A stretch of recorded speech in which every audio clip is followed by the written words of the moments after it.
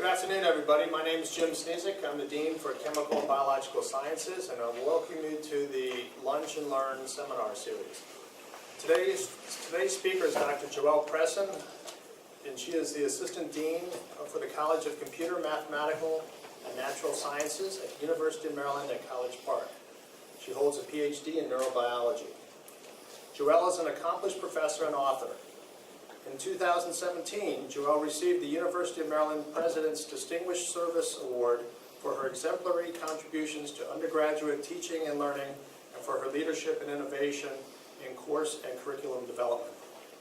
Joelle is my go-to person when I have a question about University of Maryland. And vice versa.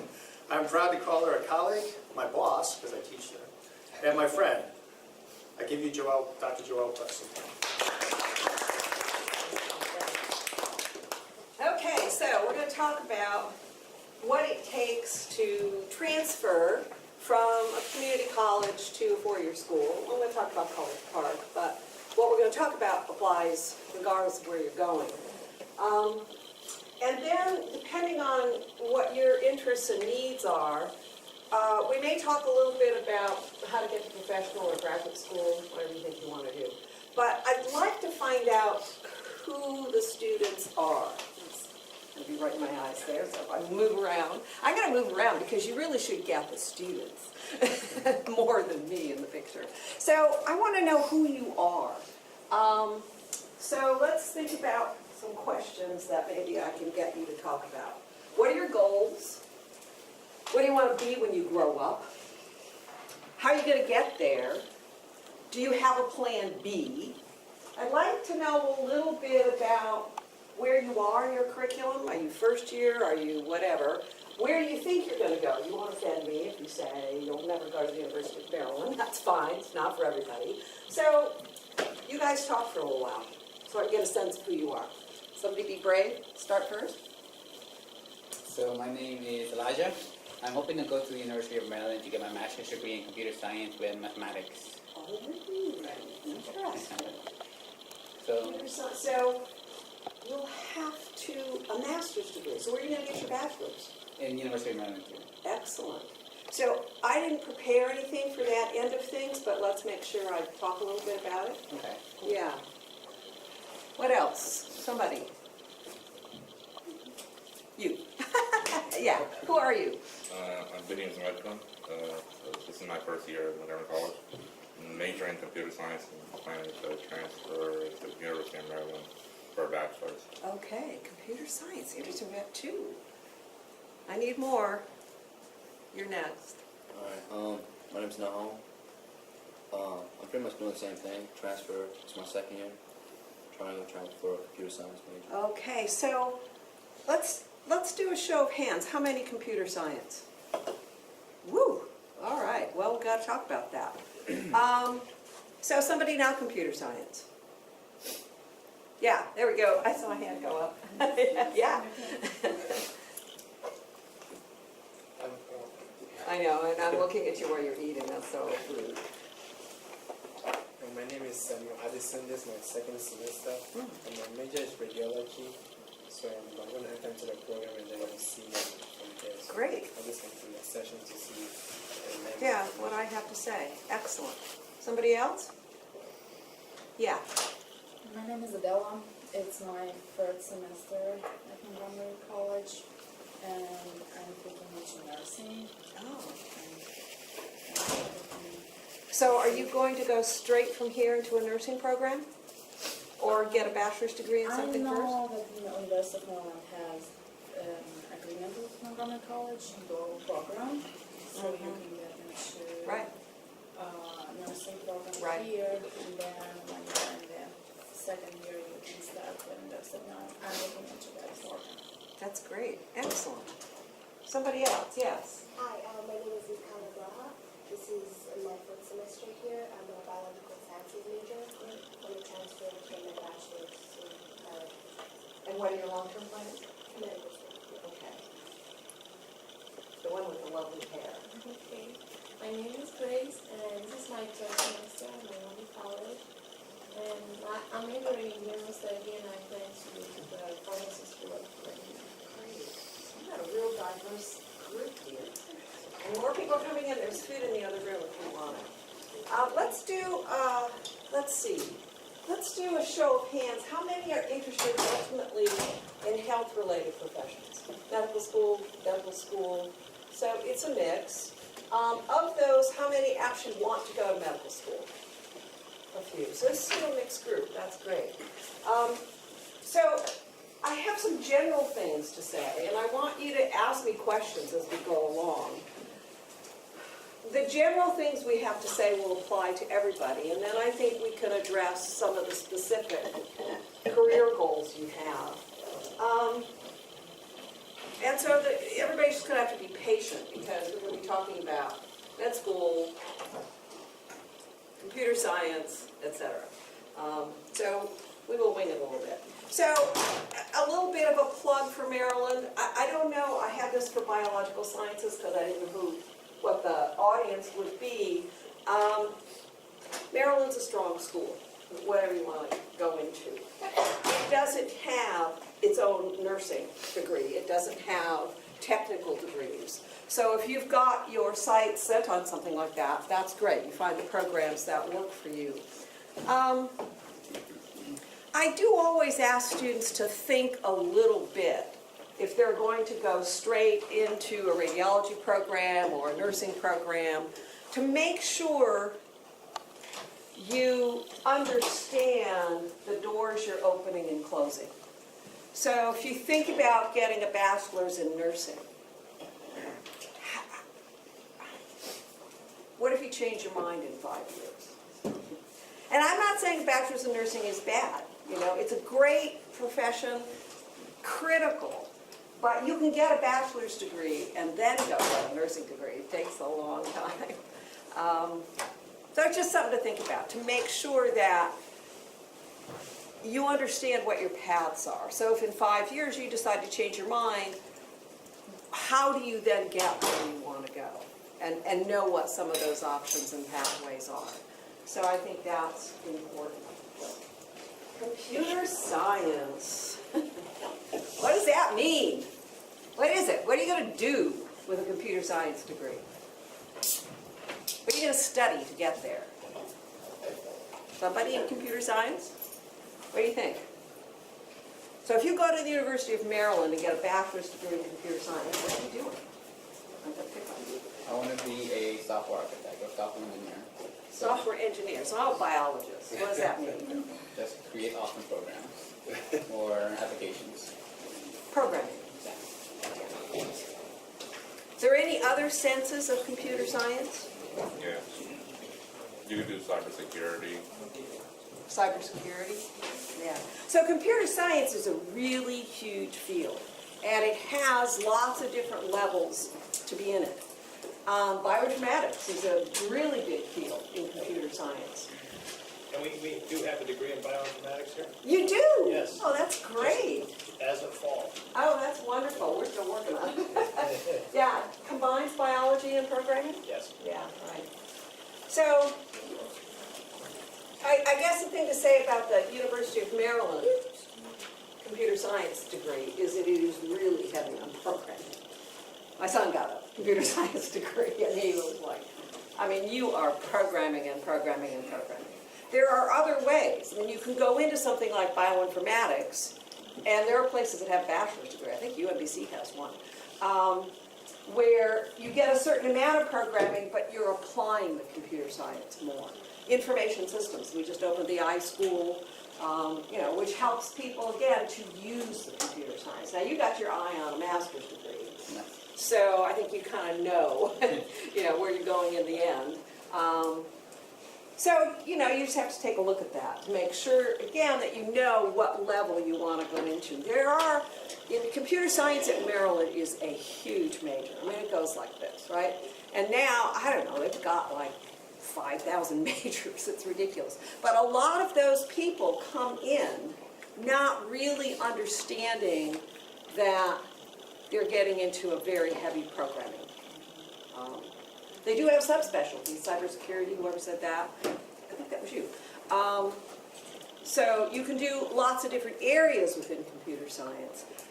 But you just have to understand that you may get there and decide, I don't really like all this programming and I want to go to another level, and you're welcome to do that. There's ways to move. So, is everybody here interested in some sort of science? Everybody? Anybody not? Like no English majors or anything like that? Good. Because I can't say anything about that. So in all of the science fields, including computer science, what is the absolutely most important background? What do you have to be good at? Nah, I take that back. It's not good at. What do you have to work really hard at? Math. Math. It's math, and it's math, and it's math. That's the biggest reason people get to computer science and don't make it, is because they stumble in their math. In other kinds of sciences, physics, biology, chemistry, the biggest predictor of success is math. So it doesn't mean you have to be a math genius. It means you need to put in the time to really be fascinated. Now, can't speak much to the mathematics for computer science, because I'm not a programmer. In the life sciences, physical sciences, chemical sciences, arithmetic and algebra are critical. It's not just calculus. So we have a lot of students come in who get an A in calculus and they don't remember how to do algebra. And they walk into first semester chemistry and they fail. So don't ever think you're leaving that math behind. You have to keep it fresh and you have to keep it with you. So we got a bigger group now, so let's do another show of hands. How many computer science? So we've got a few more, and I spoke a little to that. Health sciences in general. Like, that means medical school, nursing, yeah. Yeah, okay. Anybody not either computer science or health related, like you want to go to graduate school in ecology? Any other areas? Speak up. So we got basic health science and we got computer science. That's a good mix. You know, I was just talking with a young man, I haven't met him yet, who wants to go to medical school and go into information systems and computer science. So he's going to do an MD, PhD in information systems and medicine. I mean, he wants to do like health records and yeah. And apparently there are programs out there, MD, PhD programs. So the world is big, right? So of the health people, I want to get a show of the hands of pre-med. You want to be a doctor when you grow up. Okay, we got a few. So I'm going to say some things about pre-med, but I think it's applicable to everyone. So when we get to that point, I suggest you stick around, no matter what your future career is. Okay, so how many of you want to transfer to some four-year school and get a bachelor's degree? Yeah, so that almost everybody. Okay, so that's really what we're speaking to here, is how to be successful. We don't need to talk about this. Lots of different majors at UMD, but this is true everywhere. You know, it doesn't really matter where you go, in a sense. All of the four-year schools are good. You need to find the place that fits with your expectations, your personalities, what programs they have. You know, so this person who wants to do this joint MD PhD is looking at UMBC because they also have a strong, some sort of program like that. I can't remember what it is. So one of the things about Maryland, I always call it Maryland because to me there's only one University of Maryland, and you have to forgive me for that. It's big.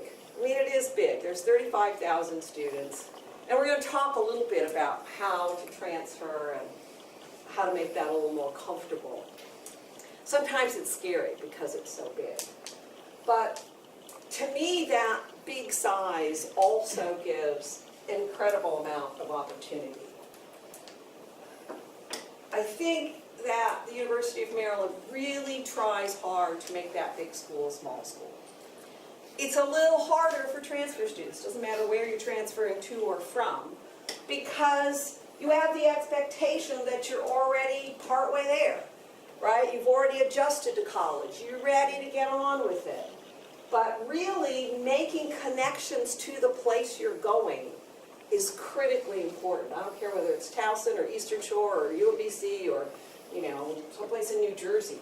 You have to make connections. So how would you do that? So you walk it onto campus. Are you going to live on campus? No, probably not. Are you going to spend time on campus? Yeah. Yeah. Why will I not live on campus? Well, that's a good question, and I'm not an expert, but most of the housing is taken by freshmen.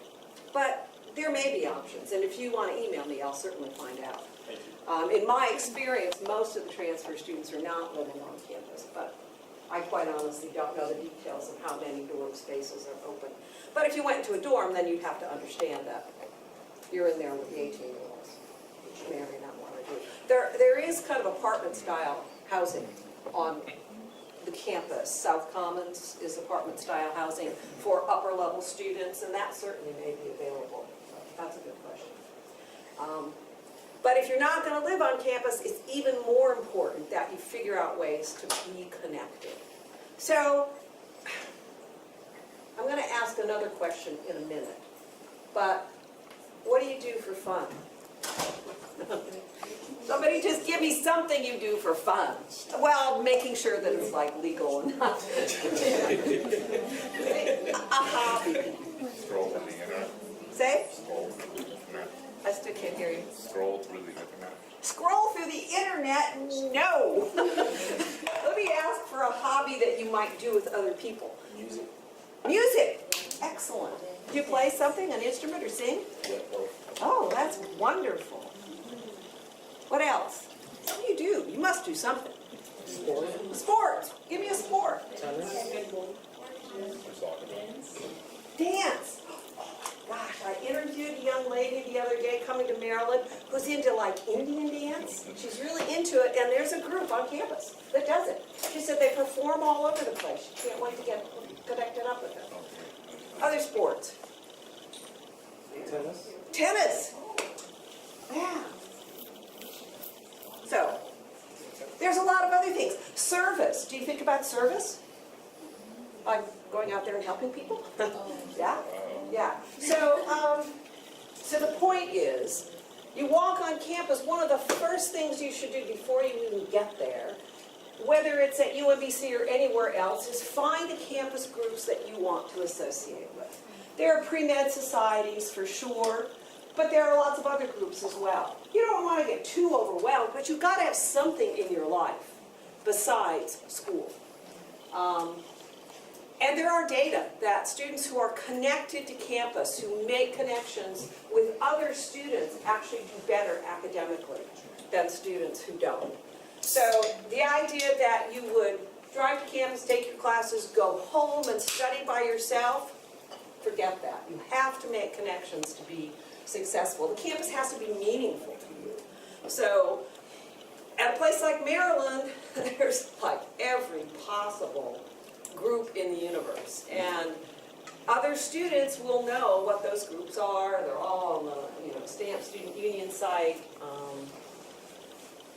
If you're really interested in something in particular, reach out. Reach out to me, reach out to Jim, and we can do some networking and find a place for you to get connected.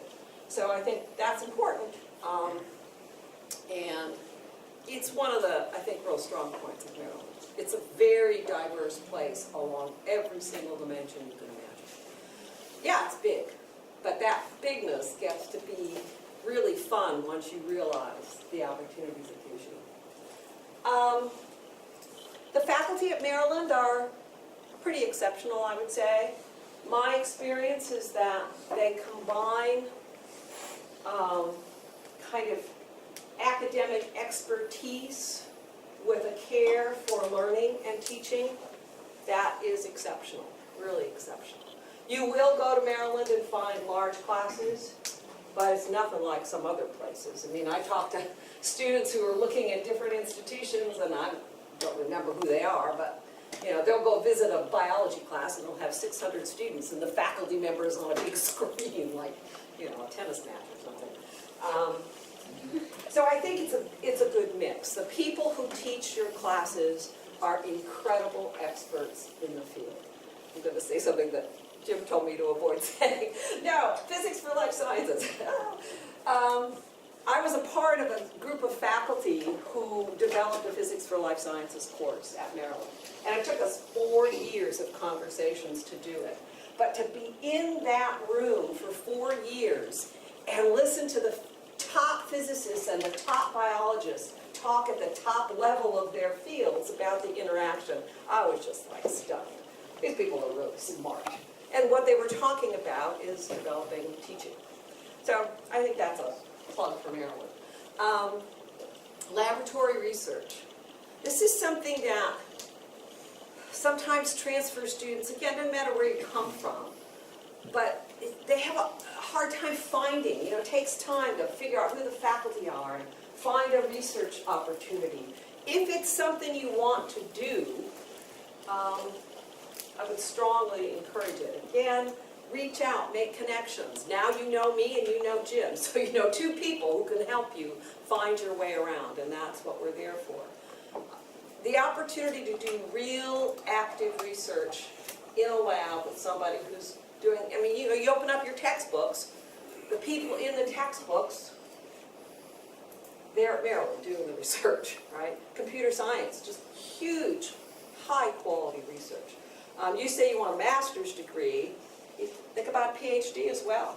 Maryland has an excellent PhD program in computer science, and that's where you really get into doing computer science research. I would strongly encourage you, no matter what field you want to go into, to think about it. And again, you got to reach out and make connections to find those opportunities. Okay, well, now we have to go to the, oh, well, let's stop with that. What are you worried about? No, moment of truth. Does anything worry you about transfer, no matter where you're going? It's going to be a breeze? You're panicked? Yes. Credits being accepted from Oh, everybody says other credits being institutions. I know. Yeah. They are, I mean, for Montgomery College, it's pretty straightforward. We have all these articulation agreements. We have the ArtSys program that, you know, tells you what you should be taking and what's going to transfer. If there are specific problems with transfer, this is another place where reaching out and finding the people who can help you is really important. You have to accept what the institution says, but you don't have to take the first no you get, right? You just keep looking for people until you find somebody who's going to really deal with you. Will everybody deal with you in the most supportive and helpful way ever? No, it's not reality. But there are people who will help you. So if you have concerns about the transfer, find somebody to sit and talk to you. If your first advisor can't do it, start asking friends. Who do you go to when there's a problem? Usually it ends up being me. But not in computer science. You know, there are people in the college office where I work that specialize in that field and they can help you. So you just have to keep networking until it's done. Again, for Montgomery, it's usually okay. Students who transfer from four-year institutions can often have more problems because, you know, we haven't worked to align with, I don't know, the University of North Texas or something. But there's also, students always think, I've already done a year, I'm on the four-year plan, I've got 3 more years, and that's it. But if you haven't been careful about how you're planning your transfer, that may not happen. And again, it has nothing to do with Montgomery College. You guys are in better shape than most. But sometimes, depending on how you change your mind, depending on what you want to do, you may end up taking another semester. Every single student I've ever talked to is in a hurry, right? I gotta get there. If you're in a hurry, take the long way.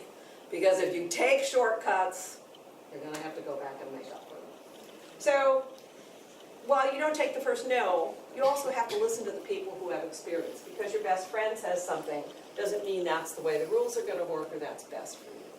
So that's good. What else are we worried about? Yeah. how would you advise people, I guess, working full-time and transferring Thank you. from 2 year to a 4 year? Thank you. I think I will piggyback on that to, get rid of that, to this slide. I think that's the toughest news. And it doesn't matter whether you're transferring from high school, from community college, from a 4-year school. That's the bottom line. College is a full-time job. I think if you count up all the hours in the week, that you can do college and work for 10 or 15, maybe even 20 hours a week if you're really careful. But it's tough. You have to financially support yourself. But you also have to make hard decisions. So one of the hats I wear at Maryland is I run a program for students who want to go to medical school who already have a bachelor's degree. Some of them are English majors, some of them are business majors, but some of them are students who, oh, I had to work so many hours as an undergraduate and my GPA is lousy. And now I have to go back and make up for it. When you want to go to graduate school, when you want to get into nursing school, when you want to go to medical school, dental school, they don't care. They don't care about your life story. They only care about your credentials, because all of these places are competitive. So if you make the decision now that I have to work 40 hours a week, and you decide I have to take a full load of courses, it's just not going to work. You got to add up all the hours in your week and figure out how you're going to do it. College is a full-time, professional job. I'm getting a little older. I don't work as much as I used to, but I still work 50 or 60 hours a week. That's my job. College is your job. I don't know if you have to do that at community college. I don't know. But, so, if you are sitting in class, in a biology class, 3 hours a week, Monday, Wednesday, Friday, 10 to 10:50. Those hours, is that where you learn the material? No, it is not where you learn the material. That is where the instructor tells you what you are responsible for knowing, where the instructor tries to explain the key concepts, but you are responsible for the learning. It is not the faculty member's responsibility that you learn. You have to go outside of class and figure out how to learn the material. That's the biggest stumbling block for anybody coming into a university, is thinking that, oh, gee, I'm only in class for 20 hours. Look at all this free time. Look at all this free time I have. You have to use that time effectively. Study groups, office hours, reviewing the material. In some courses, like computer science, you're going to be given all that work to do. You're going to have so much homework to do that. It's just like, you're going to be programming until you're just like, can't stand it. But there are some disciplines where they don't give you the homework. In biology, we're moving towards it, but it's less likely that you will be told explicitly what to study. You got the lecture slides, you got your textbook. How many of you read your textbooks? I know. I mean, I swear, I read course evaluations, and I swear, there was one I read recently. You don't really expect us to read, do you? Don't you know that students don't read? I mean, this was in a course evaluation. You couldn't believe it. Yeah, you have to be able to read. Are the textbooks dry? Are the textbooks boring? Too bad. You paid for it, read it. Don't underline everything, read it. Now, in biology and chemistry, I don't know, I've never looked at a computer science textbook. In biology and chemistry and physics, what you're really paying for, you're paying for those figures. That's what you're really paying for. They spend a lot of money developing those figures. Has anybody used Campbell in biology? Yeah, I mean, it's kind of traditional. Those figures are amazing. And they really outline the details of the process. So anyway, it's up to you to put the time in. Depending on your courses, they're not all the same, but depending on your courses, it's 50 to 60 hours a week. If you have to work 40 hours a week, you got to figure out what's going to give. So maybe you only take 12 credits. You have to accept that. You just have to accept it. Otherwise, you're going to end up with C's and you ain't going anywhere. All right, so now I'll move back to the bad news.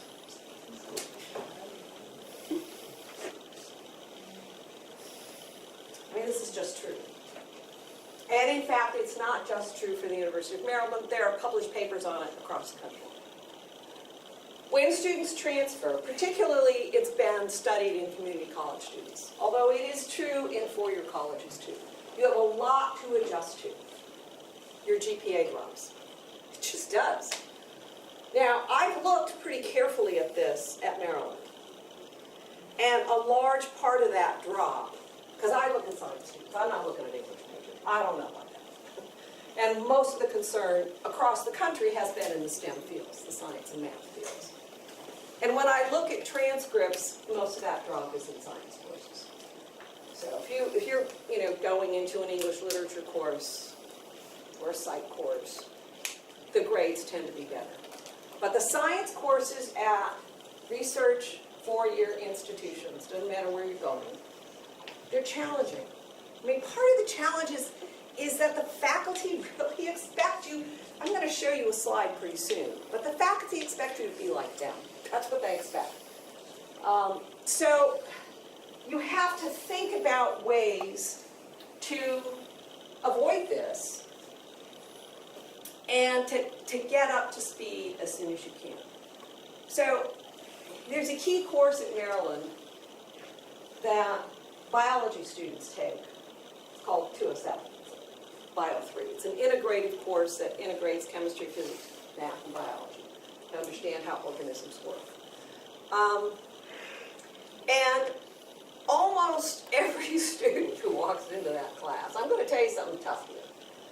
Almost every student who walks into that class, the first exam, they might get a 40 or a 50. Like, oh my gosh, I've never gotten a grade like this in my life. Doesn't matter where they came from. High school, AP students, community college transfers, everybody. Some of the students get with the program after that. I'll tell you who does get with the program, students who come in with AP credit. They get with the program right away. By the second exam, they're at the top of the class. Very often, other students never get with the program. They're still like at the end of the semester saying, I don't understand what this course is trying to ask of me. And you will have that experience. You walk into organic chemistry at Maryland, you're thinking, what in heck do they want from me? But I will tell you what they want. They want you to be like them.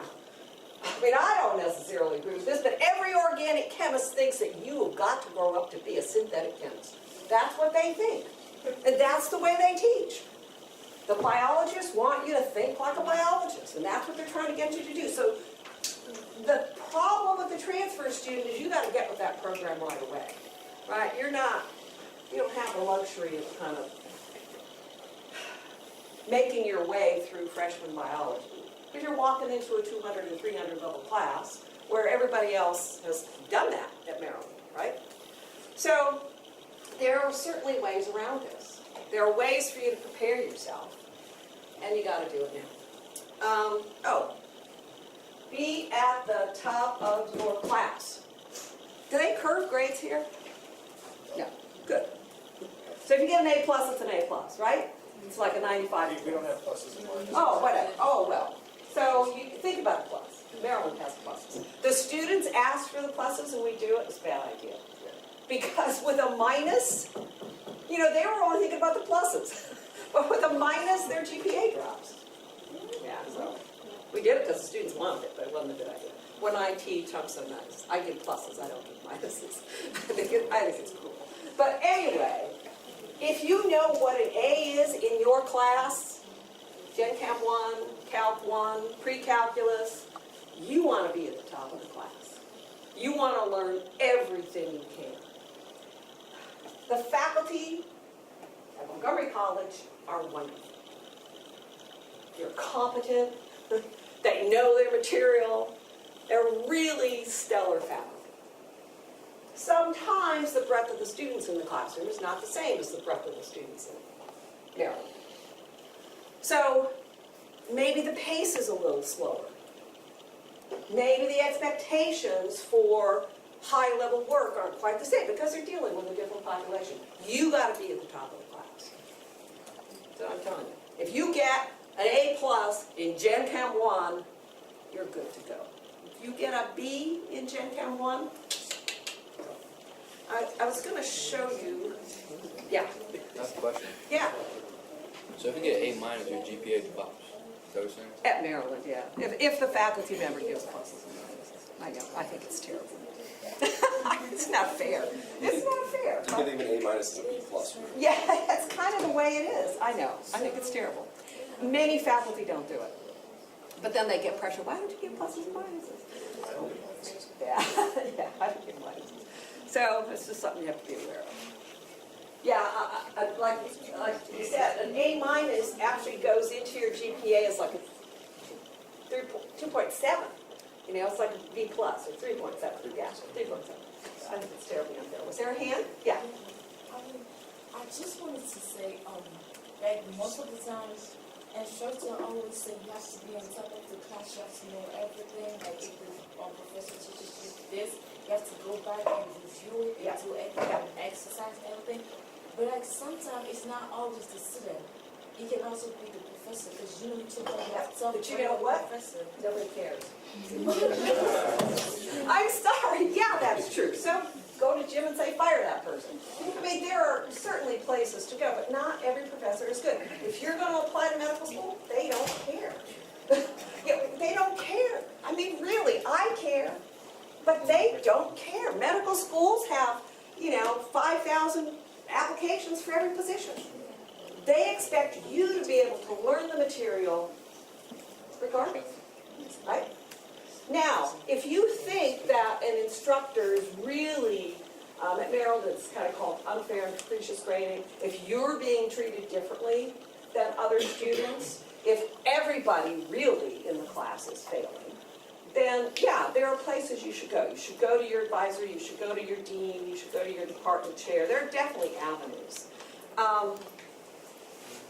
And in fact, the University of Maryland looks at those numbers a lot. So if we have DFW rates of 40%, that's a concern. We address it with the faculty. And I think at Maryland, it's amazing how much people sit around and talk about learning and teaching. But it's still the case that I get it. It's not all your fault, but nobody cares. Once you get out of the system, nobody cares. But like, my question was going in a way that, let's say you're in college, and then you are taking, let's say, organic chemistry, you have a top grader professor, and by the end, like, after like 2 exams, you feel like you won't make it in the class, like you probably don't have a C, and then you don't want to mess up your GPA, then you drop the class. Yep. So once you apply to a 4 years university or the pre-med thing, is it going to be a problem? Like how are you going to manage? Yeah, so a couple things there, and I was going to address this issue of repeats. Because this is true at Maryland too. It's not special to students at Montgomery College.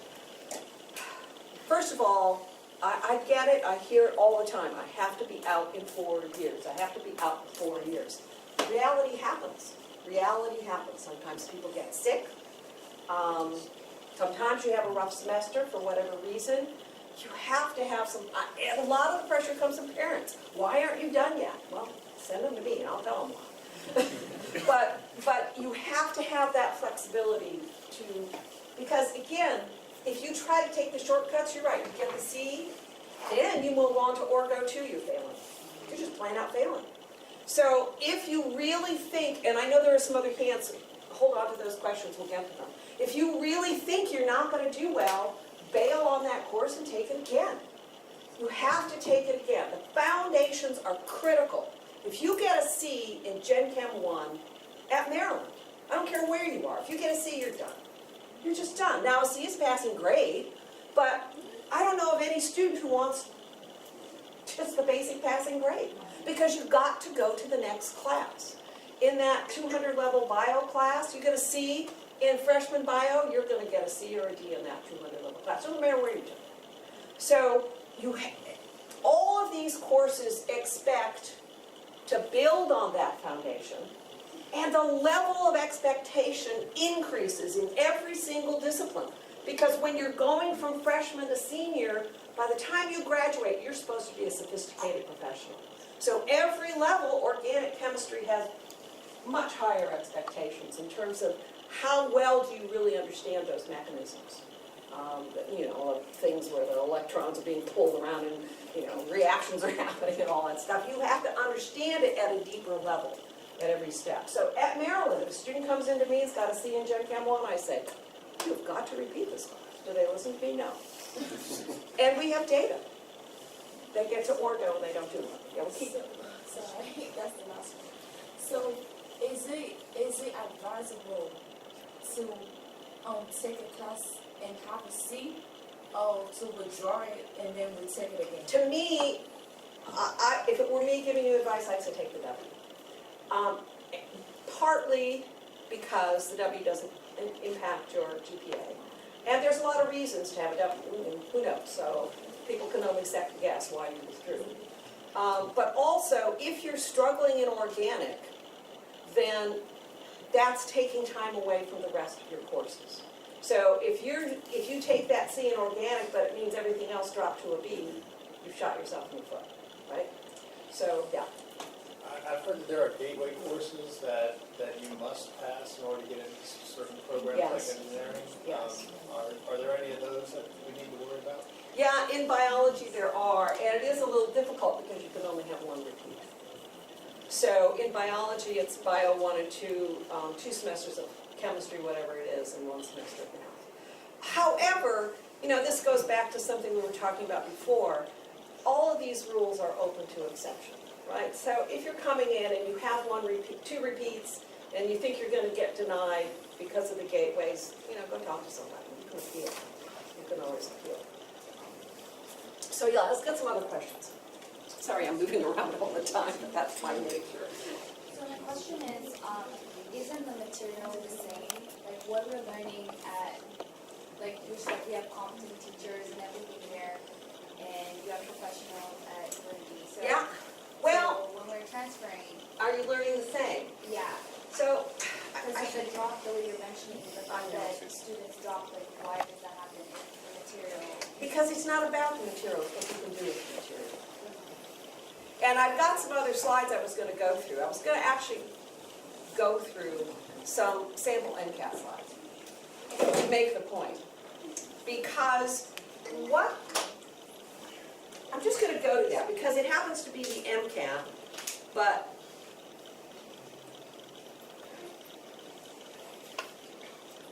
it applies to everything. This is what you need to do. So I read course evaluations, right? And every single course, there are a bunch of students who say, the instructor asked me things on the exam they never talked about in class. I don't hear that a lot from students who came from a transfer. But at Maryland, they say it all the time. It's not fair. That person asked me things on the exam and they never covered it in class. And our faculty will say, yeah, that's the point. You have to learn the material and you have to be able to apply it to a new situation. You have to be able to write about it. You have to be able to critique it. You have to be able to think about it. You have to be able to express that you understand quantitative aspects. Students, I've read this. On the third exam in Gen Chem, they brought up material that was tested on the first exam, and that's not fair. You've got to integrate. You have to integrate. When you walk into biology, you have to carry all that chemistry with you. When we developed the Physics for Life Sciences course, the students said, this is a physics class. I don't want to study biology and physics. Hello. Welcome to the real world. It has to be integrated. And so I'm just going to give you, I just want to show you some examples. Okay, so on the MCAT, there are, and this is not just for pre-med people. The MCAT is an incredible exam. It's like my comment about nobody cares. It is a very high-level integrative exam that says you are responsible for what you've learned. Nobody else can take that test for you. But there are lots and lots of things on the MCAT you've never seen before. Never ever seen it. So in this one, it's probably a little small. This is about diffuse large cell B-cell lymphoma. No faculty member is going to teach you about that. None. And yet, this question expects you to take what you know about, you've never seen this cell biology pathway before. Never. Nobody's going to teach it to you. But you have some general principles about cellular transduction and intracellular signaling, and you've got to be able to apply them. And, I mean, this is a tough one. The Maryland faculty won't be this bad, but they may take a figure from a research paper and ask you to apply what you know. That, to me, is where the difference is. It's the same basic material, but you're not in college to regurgitate. It's not what you're there for. You're in college to learn to think. The organic chemists want you to think like a chemist. The biologists want you to think like a biologist. Is this tough? Yeah, it's a little tough love, but I'll tell you, students who come out of Maryland, they get into medical school at a rate of 50 to 60%. National average is 40. You know, so it's like when you're in a hurry, take the long way. If you want to be successful, look for the toughest path and give yourself the time and the space to do well there. Yeah, so that's what I think the difference is. It's the expectation. A couple of other questions? How are we doing time-wise? Oh yeah, we're close. Yeah, I have another question about transferring, Mhm. actually. So already have a bachelor's and then you're getting classes to go for medical school. Is it, so not, this isn't actually even specifically the UMD, so I don't really answer this, but in general, is it better to have the associate's degree for transferability than just having standalone classes? The Jim best closes years. Are you talking about to go to transfer to get a bachelor's degree or as a post-bac? To get a medical degree. Well, first of all, you have to get a bachelor's degree before you get a medical degree. Right, so, but already have a bachelor's degree, but just without all the science, Oh, those no, core no, no, no. science courses. That's a little different situation. In that particular case, you don't need any other degree. You just need to get the courses. But I'm going to be honest with you, don't take those courses at a community college. Just don't do it. I mean, it's kind of an unwritten rule, but the medical schools don't weigh those GPAs as high. And I think, again, chemistry, for the people going into life sciences, chemistry is critical. And I've looked, students who take their chemistry courses at a community college, their MCAT scores aren't as good. Say that one more time, please. Say that one more time. For students who take their chemistry courses, all of them, at a community college, their MCAT scores are not as good. Does it matter on the community college? Yeah, that's. I didn't even look. Did not look. No, because we're not getting Because I know that program is very rigorous. That probably is true. But this is why, again, when I look at the transfer students from Montgomery College, some of them are transferring with B's and C's in chemistry. It's those students who aren't making it, right? They're not making it. So if you're at the top of the class, make sure you get A's, and when you get to that next level, it doesn't matter really whether you're moving from Gen Chem 1 or from Orgo 1, but you have to master that material.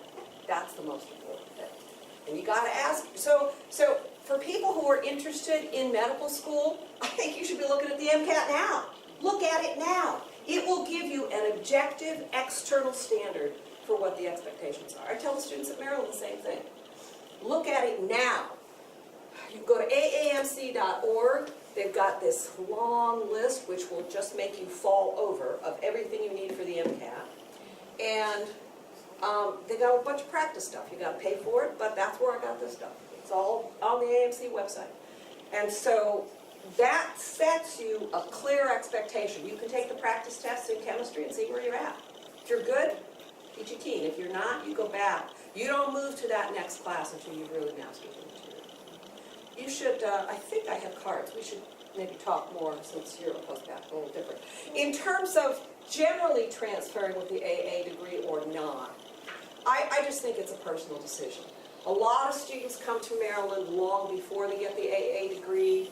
Some of them have it. It's just really your own personal situation. All of this applies whether you have an AA degree or not. But that said, if you're walking into 300 level courses, you have to be prepared to get with the program really fast when you transfer. but you and I should talk. Okay, question. So, you said that if you have a B, that's not mastery. So what if you got like an 89 and just a high B? I know, and I get that. But you're aware of I like get your that. simple Yeah. mistakes. Should you still retake the Yeah, course? I find that students tend to have a good sense of whether they've really mastered it. But don't fool yourself, because it's not just about the grade. You know, how many extra points did you get, how much extra credit, how much was homework, you know, but if you look at your exam grades, and if you're, you know, getting dinged because of decimal points, you know, I wouldn't worry about it. But if you're looking at your exams and you say, to be honest, there's really some stuff here I don't get. That B plus was really because the professor gave me extra points and I did really well on all the quizzes, but then I walked into the exams and didn't do well. Many students will see that and say, yeah, I don't really master it. Other students will see that and say, well, I'm just not good at taking exams. I hear that a lot. Well, you gotta be good at taking exams. I mean, if you're not good at it, you have to work at it. Jim and I were just talking a little bit about tutors. Tutors can be good, but you have to remember when you're going to graduate school, when you're going to nursing school, wherever you're going, to radiology school, you're not going to have a tutor. You know, you can't tutor your way through medical school.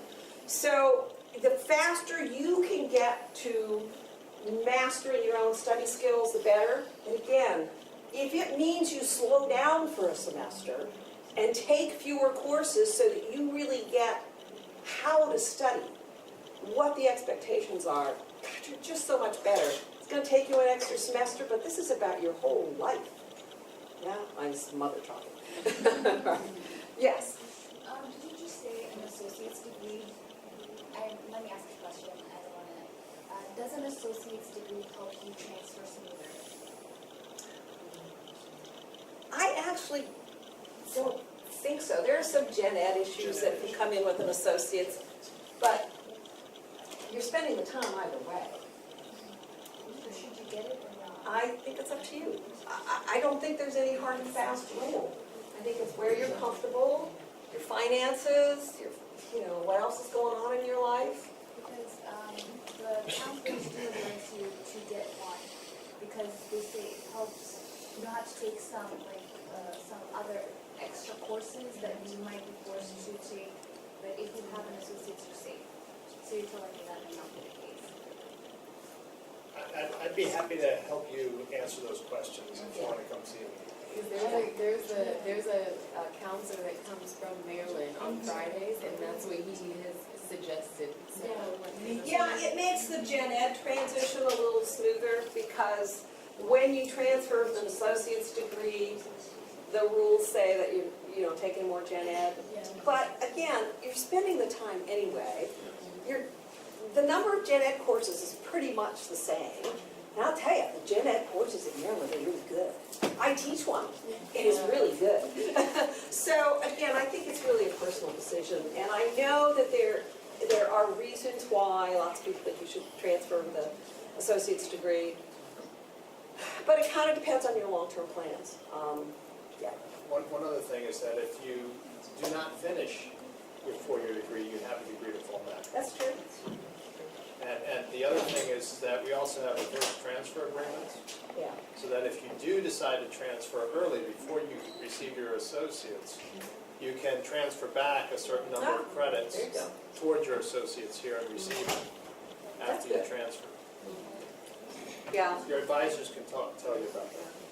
But, I think it depends a little on, to me, the balance is that getting to the place you're going to be long-term and getting with the program there. Whenever you transfer, you have to get with the program, wherever you're going. Okay, questions? Where are we? Yes. So you might have already covered this. What kind of financial support does American provide to transfer students? I Is don't it know different the from- answer to that.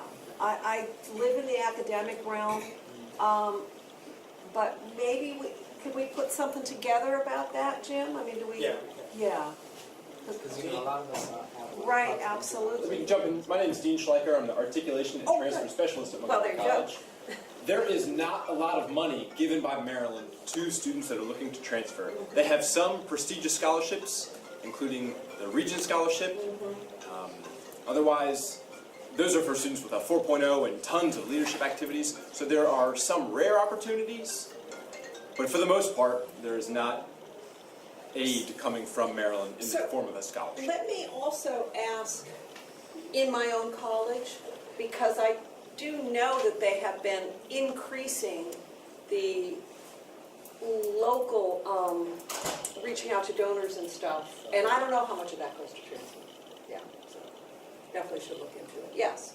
When does, I know you said repeating certain courses are better for you to have that good base for your future, but when does repeating classes become negative to your, like, your GPA? Absolutely. Like your standing within transfer? Absolutely. I think if you repeat first of all, if you repeat once, and the second time you get a B, that's telling you something, right? That's telling you something about your ability, your commitment, whatever, in that particular field. So if you get a D in Calc 1 and you repeat it and get a B, you got to ask yourself hard questions about where you're going with it. If you repeat Calc 1, get an A, and I've seen this, and then you get to Calc 2 and you get another C or a C minus, you can't repeat your way through the major. So I think it's tough questions you have to ask yourself. If it was, you just couldn't get used to chemistry, and you repeat it and you get an A, and you go to Orgo 1 and you get an A, then you're good. You're not going to have to repeat. But if you repeat a couple of times, or if you take that next course and get a C after you had to repeat the first one, there's something wrong with your foundations there. You have to ask yourself hard questions. So you're saying basically it's best, it's pretty much okay to repeat those introductory classes, but once you get into that second level when you're repeating, it starts to look negative. Right, but again, if you've got 3 repeats on your transcript and you still are determined you're going to be a computer science major, I think you have to ask yourself some really hard questions. There are lots of paths for people. And again, I see these postbacks all the time. It's not the right time in your life for whatever reason. You may come back to it 5 years later and do just fine. But you don't want to keep beating your head against the wall. If you've repeated, you just have to ask yourself hard questions. And come to people like me, people like Jim, and talk. If your first semester you got all C's, well, there's something going on there, right? But we just have data across the board that C's in those intro courses, they're not good. So do we have somebody else coming in here? Yeah, we have an event starting at 1. Okay, sorry. We've just been chatting and chatting and chatting. So I will leave some of my cards. I don't know if